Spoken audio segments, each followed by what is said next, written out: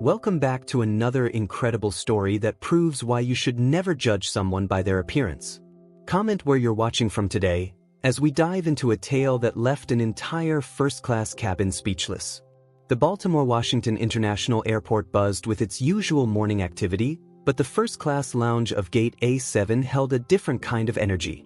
Among the suited executives and wealthy travelers sat a man in a simple baseball cap, worn jeans, and a comfortable flannel shirt. If anyone had looked closely, they might have recognized the face that had graced millions of baseball cards, but Cal Ripken Jr. preferred these moments of quiet anonymity. The morning flight to Los Angeles was boarding smoothly under the supervision of head flight attendant Autumn Reeves, a veteran of the skies who had seen her share of first-class drama over the years. She noticed the baseball legend immediately but maintained the professional discretion that made her excellent at her job. Among the first-class passengers was Harrison Drake, a hedge fund manager whose Italian shoes probably cost more than most people's monthly rent. His perfectly tailored suit and meticulously groomed appearance screamed old money and privilege, but his eyes held the constant hunger of someone who needed everyone to know exactly how important he was. Retired high school baseball coach River Thompson sat quietly in the corner of the lounge, his eyes widening with recognition when Cal walked past. He had followed the Iron Man's career from the beginning and knew exactly how many consecutive games, 2,632, the legend had played. But like Autumn, he respected the player's privacy. The final boarding call echoed through the terminal as Skylar Bennett, a young mother traveling with her baseball-obsessed son Oliver, hurried to make the flight. The boy clutched his beloved baseball glove, completely unaware that one of the sport's greatest legends would be sharing their cabin. As the first-class passengers settled into their seats, flight attendant Luna Patel moved efficiently through the cabin, hanging up jackets and offering pre-flight beverages. She had been briefed by Autumn about their notable passenger and ensured to treat him with the same professional courtesy she showed everyone else. Captain Xavier Rhodes' voice came over the intercom, announcing their flight time to Los Angeles and the perfect flying conditions. In first class, Harrison Drake was already making his presence known, loudly discussing his latest successful merger while taking up both armrests in his seat. Cal Ripken Jr. sat quietly in 2A, pulling out a book about youth baseball development. Even years after retirement, he remained passionate about growing the sport and making it accessible to kids from all backgrounds. The worn baseball cap he wore wasn't a fashion statement, it was from a little league team he had helped coach the previous summer. The flight was preparing for takeoff when Harrison Drake finally noticed his seatmate across the aisle. His eyes narrowed as he took in Cal's casual attire, so out of place among the business suits and designer labels of first class. The hedge fund manager's lips curled into a slight sneer, but he held his tongue for the moment. In the galley, Autumn was organizing the service trolley when she overheard Luna talking with another flight attendant, Jasper Winters, about their famous passenger. "He's exactly as humble as they say," Luna whispered, describing how Cal had helped an elderly passenger store her bag in the overhead compartment without being asked. River Thompson, seated a few rows behind Cal, watched the baseball legend with quiet admiration. He remembered being at Camden Yards the night Cal broke Lou Gehrig's consecutive games record, remembered the lap of honor around the stadium that became one of baseball's most iconic moments. Now, here was that same legend, sitting quietly with his book, asking for nothing more than a cup of coffee. The plane reached cruising altitude, and Harrison Drake's voice grew louder as he continued his business calls despite the crew's polite requests to end them. His discussion of profit margins and hostile takeovers created an uncomfortable atmosphere in the usually peaceful first-class cabin. Skylar Bennett's son Oliver was starting to get restless, his baseball glove still clutched tightly in his small hands. Cal noticed the boy's love for the game but maintained his low profile, offering only a kind smile when their eyes met. As the flight attendants began the first-class meal service, Harrison Drake finally ended his calls. But his need for attention quickly found a new target as his gaze settled on Cal's worn jeans and baseball cap. The hedge fund manager's expression suggested he had found something he considered beneath the standards of first-class travel. What happened next would remind everyone on that flight that true greatness doesn't need designer labels or luxury brands to prove its worth. Harrison Drake was about to learn a lesson about judging books by their covers, and the entire first-class cabin would witness a masterclass in handling disrespect with dignity. The weather outside was clear and sunny, but inside the cabin, a storm was brewing. As Luna served Drake's requested champagne, his eyes never left Cal's casual attire, his expression growing more disdainful with each passing moment. The baseball legend continued reading his book, either unaware of or unbothered by the scrutiny. Captain Rhodes had just announced their smooth flight path to Los Angeles when Harrison Drake decided that someone needed to explain the unspoken rules of first-class travel to the casually dressed man across the aisle. The hedge fund manager had no idea he was about to create a moment that would be shared thousands of times across social media and teach millions of people a valuable lesson about respect and humility. Little Oliver Bennett was still fidgeting with his baseball glove, unknowingly about to witness an encounter that would give him a far more important lesson than any baseball game could teach. His mother Skylar noticed the tension building in Drake's expression and held her son a little closer, sensing that something was about to happen. River Thompson watched from his seat, his years of coaching experience allowing him to read the situation like an upcoming play. He knew that sometimes the most powerful moments in baseball, as in life, came from how people handled adversity with grace. The first-class cabin of Flight 1627 to Los Angeles was about to become the stage for an unforgettable lesson about assumptions, respect, and the quiet dignity of true greatness. And Cal Ripken Jr., who had faced down the greatest pitchers in baseball history, was about to handle a very different kind of curveball with the same grace that had made him a legend. Harrison Drake had just finished his third glass of champagne when he finally decided to address what he considered an affront to first-class standards. The hedge fund manager's voice carried through the cabin with deliberate clarity, ensuring everyone could hear his opinion of his casually dressed fellow passenger. "You know," Drake announced loudly, leaning across the aisle toward Cal Ripken Jr., "there used to be standards for first-class travel. A dress code, if you will." He smoothed his own $1,000 suit jacket with obvious satisfaction. Some of us work hard to maintain a certain level of sophistication in these cabins. Cal glanced up briefly from his book about youth baseball development, his expression neutral. The baseball legend had faced down 100-mile-per-hour fastballs without flinching. A hedge fund manager's attempt at intimidation barely registered. Luna Patel, who was serving coffee nearby, nearly dropped her pot when she heard Drake's words. She exchanged worried glances with Autumn Reeves, both flight attendants recognizing the brewing confrontation.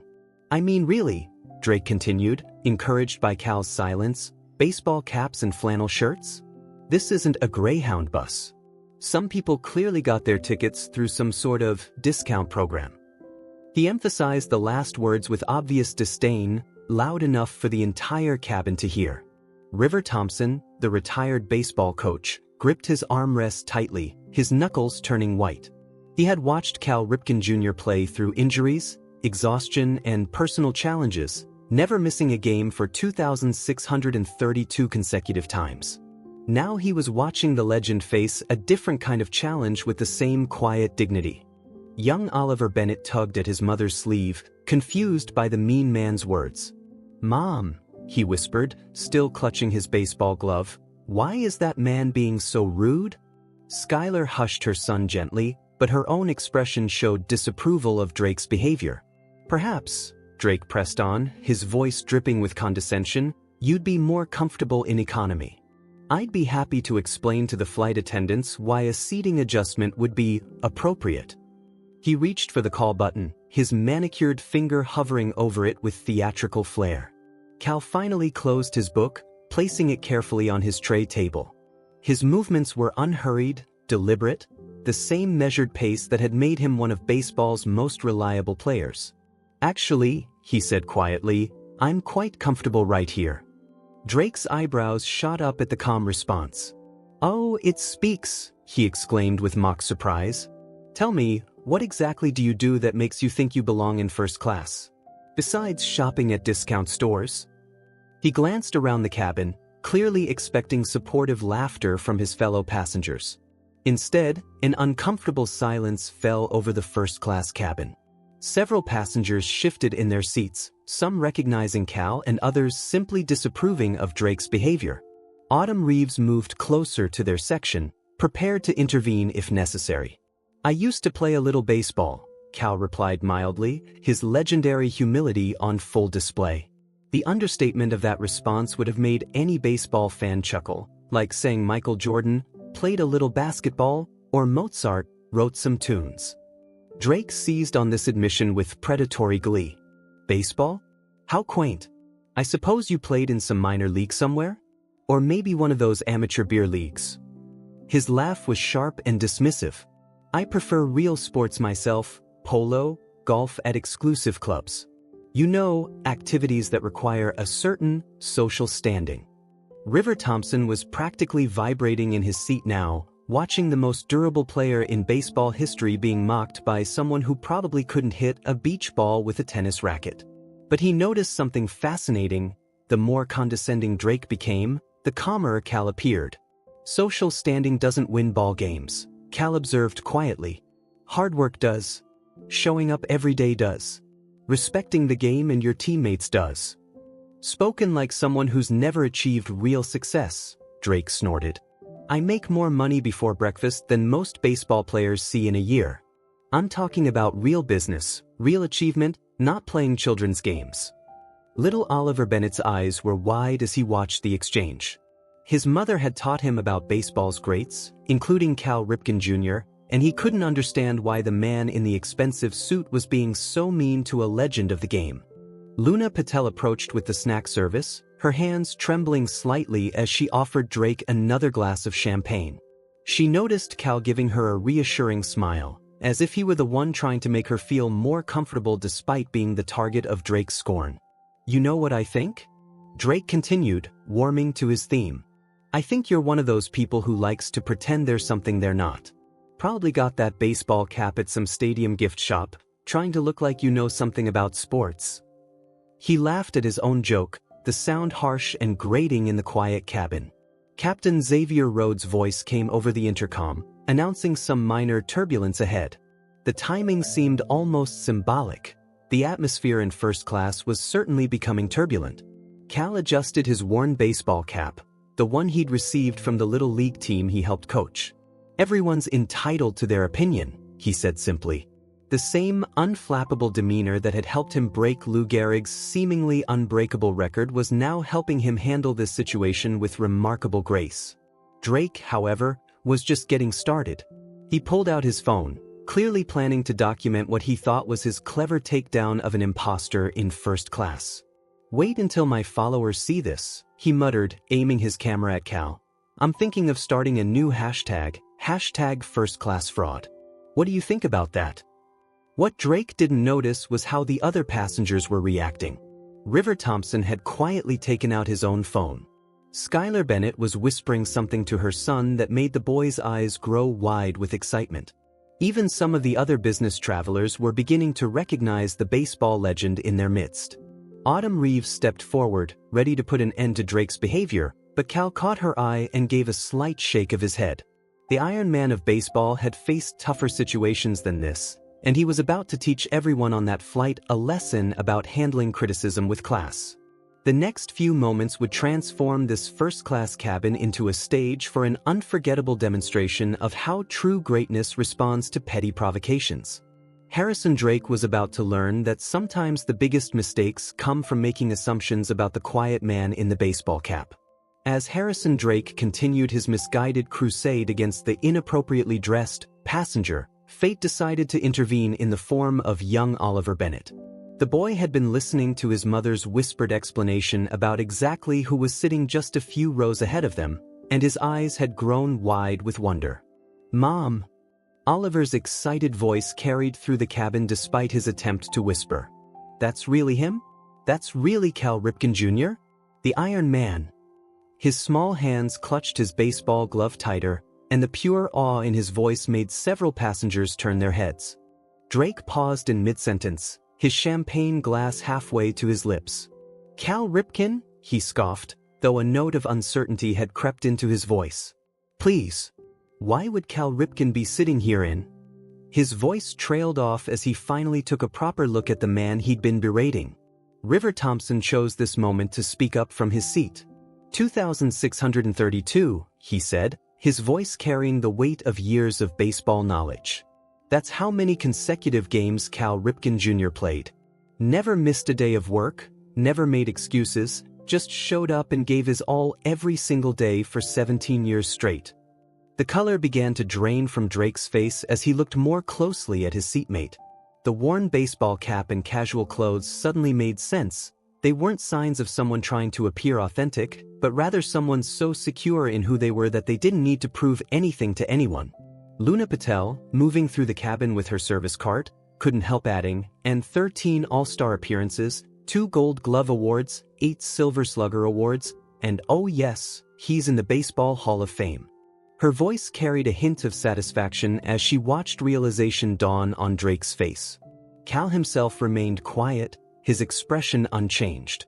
The same patience that had helped him break Lou Gehrig's consecutive games record was now on display as he watched understanding spread through the first-class cabin. But you can't be. Drake stammered, his earlier arrogance evaporating like morning dew. I mean, shouldn't you be in some private jet or something? His attempt to maintain his composure was failing spectacularly. I prefer commercial flights, Cal replied simply. Better chance of meeting interesting people. The slight twinkle in his eye suggested he might even include overly judgmental hedge fund managers in that category.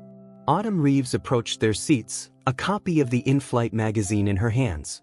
Mr. Ripken, she said professionally, though her eyes sparkled with amusement, would you mind signing this for my nephew? He's learning to play shortstop, and you've always been his hero. As Cal accepted the magazine with a warm smile, Drake's phone slipped from his nerveless fingers, clattering to the floor. The #FirstClassFraud hashtag he'd been so eager to create moments ago now seemed like a monumentally bad idea. Little Oliver Bennett could contain himself no longer. With his mother's gentle encouragement, he approached Cal's seat, his baseball glove clutched to his chest like a precious treasure. Mr. Ripken, he said, his voice trembling with excitement, is it true you never missed a single game? Cal's face lit up at the boy's question. That's right, he said, his voice warm and encouraging. You know why? Because every day, there might be someone in the stands watching their very first baseball game. They deserve your best effort, even if you're tired or not feeling great. The interaction drew smiles from the other passengers, who were now openly watching the scene unfold. Even some of the business travelers who hadn't initially recognized Cal were quickly looking him up on their phones, their expressions changing from curiosity to admiration. Drake sat in mortified silence, his earlier bravado replaced by the sickening realization that he had just spent the last 20 minutes lecturing a sports legend about real achievement. His expensive suit suddenly felt constricting, his carefully manicured appearance a poor shield against his evident embarrassment. You know, River Thompson added, unable to resist, Cal Ripken Jr. didn't just play those 2,632 consecutive games. He revolutionized the shortstop position. Before him, people thought tall players couldn't play shortstop effectively. He changed the entire way people think about the game. Captain Xavier Rhodes' voice came over the intercom again, but this time with a personal touch. Ladies and gentlemen, I've just been informed that we have the honor of having Cal Ripken Jr. on board with us today. As a lifelong Orioles fan, I'd like to say it's a privilege to have you flying with us, sir. The announcement sparked a quiet wave of murmurs through the cabin. Several passengers began sharing stories of where they were the night Cal broke Lou Gehrig's record, or memories of taking their children to see him play at Camden Yards. Skylar Bennett shared her own story from her seat. My father took me to an Orioles game when I was Oliver's age. Cal stayed after the game signing autographs for hours, making sure every kid got their moment. That's why I taught Oliver about the Iron Man. Because it's not just about baseball, it's about character. Drake's attempts to become invisible in his seat were failing miserably. His earlier words about real achievement and children's games hung in the air like an embarrassing echo. The man who had been so proud of his social standing and business success was now being treated to a lesson in what true greatness looks like. Luna Patel returned with fresh coffee for Cal, this time unable to hide her smile. My brother named his son Calvin, she admitted. After you, Mr. Ripken. He said he wanted his boy to grow up understanding the value of showing up every day and doing your best. The first-class cabin had transformed from a scene of uncomfortable confrontation to something approaching a baseball history seminar. Passengers were sharing memories, swapping stories, and watching with delight as Cal took time to talk with young Oliver about proper fielding technique. But what happened next would prove that true legends don't just teach us about their sport, they teach us about grace, forgiveness, and the power of turning uncomfortable moments into opportunities for growth. Cal Ripken Jr. was about to demonstrate why he was not just a Hall of Fame baseball player, but a Hall of Fame human being. As the reality of his mistakes settled over Harrison Drake like a heavy blanket, Cal Ripken Jr. did something unexpected. He turned to the thoroughly embarrassed hedge fund manager with the same calm demeanor he'd maintained throughout the entire incident. "You know," Cal said, his voice carrying no trace of resentment, "you made one good point earlier. Standards are important." He adjusted his baseball cap, the one Drake had mockingly suggested came from a gift shop. "But maybe not the kind of standards you were thinking of." The entire first-class cabin had fallen silent, passengers and crew alike waiting to see how the baseball legend would handle this moment. Young Oliver Bennett still stood nearby, his baseball glove hugged to his chest, unconsciously learning a lesson far more valuable than any batting technique. "The standards that matter," Cal continued, "aren't about what you wear or how much money you make. They're about how you treat people, how you show up every day, and how you handle both success and failure." He smiled slightly. "In baseball, you fail 7 out of 10 times at bat and still end up in the Hall of Fame. It's what you learn from those failures that counts." Drake, whose face had progressed through various shades of red over the past few minutes, finally found his voice. I don't know what to say," he managed, his earlier arrogance replaced by genuine mortification. "I made assumptions and I was completely out of line." Autumn Reeves, who had been watching the situation unfold with professional concern, noticed something remarkable. Cal wasn't just offering forgiveness, he was turning this into a teaching moment for everyone on the flight. "Sometimes," Cal said, reaching into his carry-on bag, "we all need a reminder that you can't judge a book by its cover." He pulled out a baseball, one that had clearly seen some use. "This was the ball I hit for my 2,131st consecutive game, breaking Lou Gehrig's record. I keep it with me sometimes as a reminder." River Thompson leaned forward in his seat, his eyes wide. Every baseball fan knew the significance of that moment, September 6, 1995, when Cal Ripken Jr. had broken a record many thought would stand forever. "The night I broke that record," Cal continued, "I wasn't thinking about personal glory. I was thinking about all the kids in the stands, about Lou Gehrig's legacy, about the privilege of playing a game I loved." He turned the ball in his hands. "And about how showing up every day, doing your best, and treating people with respect are the only standards that really matter." Luna Patel, who had paused her service duties to listen, noticed tears in several passengers' eyes. The baseball legend wasn't just resolving a conflict, he was demonstrating the very values he was talking about. "Mr. Drake," Cal said, holding out the baseball, "would you do me a favor? When you get home, give this to a kid who loves baseball. Tell them the story of how you learned that true class isn't about what you wear or how much money you have.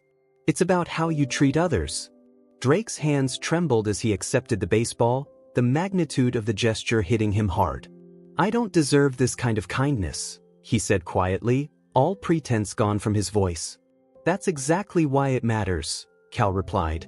"Sometimes the best way to learn is to be shown grace when we least deserve it." Young Oliver watched this exchange with wide eyes, still clutching his glove. Cal noticed and smiled at the boy. "You know what, Oliver? Would you like to learn how to properly field a ground ball? We've got some time before we land." The next hour transformed the first-class cabin into something extraordinary. Cal Ripken Jr., the Iron Man of baseball, gave an impromptu baseball clinic at 35,000 feet. He showed Oliver proper fielding technique using the boy's glove, explained the importance of footwork, and shared stories about some of the greatest plays he'd seen during his career. Drake, still holding the historic baseball, watched quietly. The man who had started the flight boasting about his business achievements was now witnessing a different kind of success, the kind that came from lifting others up rather than putting them down. Skylar Bennett captured some of the moment on her phone, though not to mock or shame anyone. "This," she told her son, "is what real greatness looks like. It's not about proving you're better than others, it's about making others better." As the flight began its descent into Los Angeles, Captain Xavier Rhodes made one final announcement: "Ladies and gentlemen, in my 20 years of flying, I've never seen anything quite like what happened on this flight. Mr. Ripken, thank you for showing us that true class isn't about where you sit on the plane, it's about how you treat the people sitting next to you." Autumn Reeves noticed that Drake had been writing something on his phone. Instead of the #firstclassfraud hashtag he'd planned earlier, he was composing a lengthy post about humility, assumptions, and learning life lessons at 35,000 feet. "You know what the hardest record to break in baseball is?" River Thompson asked no one in particular. "It's not the consecutive game streak. It's maintaining your dignity and class through everything life throws at you. Some records don't show up in any record book." As the plane touched down in Los Angeles, Cal signed Oliver's glove with a personal message: "Remember, showing up every day and treating people right is the greatest achievement of all." Drake stood as passengers began to deplane, still holding the historic baseball. "Mr. Ripken," he said, his voice thick with emotion, "thank you for teaching me what real first-class behavior looks like." Cal just smiled and adjusted his baseball cap. "Thank you for reminding all of us that it's never too late to learn and grow. That's what makes life interesting. Every day is a new ball game." Let us know in the comments if you've ever learned an important lesson about judging others too quickly. Remember, true class isn't about what you wear or how much money you have. It's about how you treat others, especially when no one knows who you are. As Cal Ripken Jr. walked through LAX airport that day, still wearing his casual clothes and baseball cap, he left behind a first-class cabin full of people who had learned that some of life's most valuable lessons come when we least expect them, and from people we might have underestimated.